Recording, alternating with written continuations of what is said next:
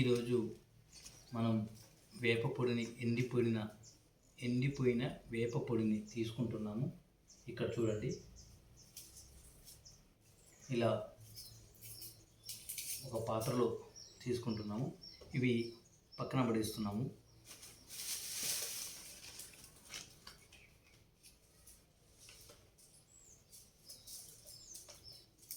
ఇలా నీట్గా పుల్లలు లేకుండా, చెత్త లేకుండా చాలా చక్కగా ఎండిపోయిన వేప ఆకులను మనం సేకరించుకుంటున్నాం.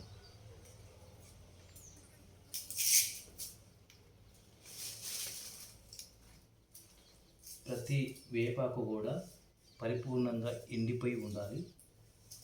చూడండి, చాలా చక్కగా ఎండిపోయింది.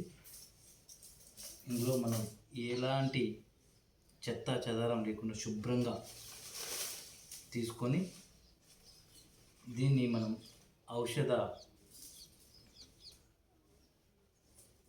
ఔషధాలలో ఉపయోగించుకోవచ్చు. ఇప్పుడు ఔషధాలలో ఎలా ఉపయోగించుకోవాలనేది ప్లస్ పిడికలలో, ప్లస్ ధూప్ స్టిక్స్లలో, ఇంకా మనం వాడే కట్టెలలో ఉపయోగించుకోవచ్చు.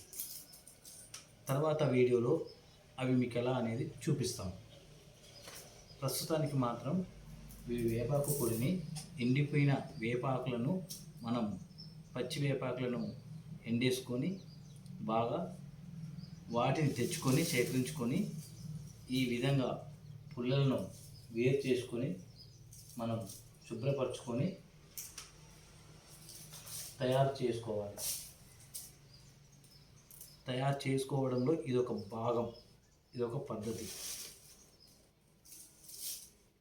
దీనికి చీడ, దోమలు పెట్టిన లార్వాలు కానీ ఇంకేమైనా ఉంటే మనం పరిశుభ్రంగా చూసుకొని ప్రతి ఆకును కూడా ఒకటొకటి విడివిగా జాగ్రత్తగా చూసుకుంటూ మనం ఈ ప్రక్రియ చేయవలసి ఉంటుంది.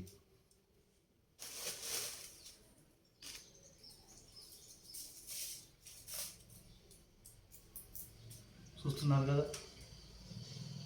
జై శ్రీరామ్, జై గోమాత, జై అరుణాచల శివ.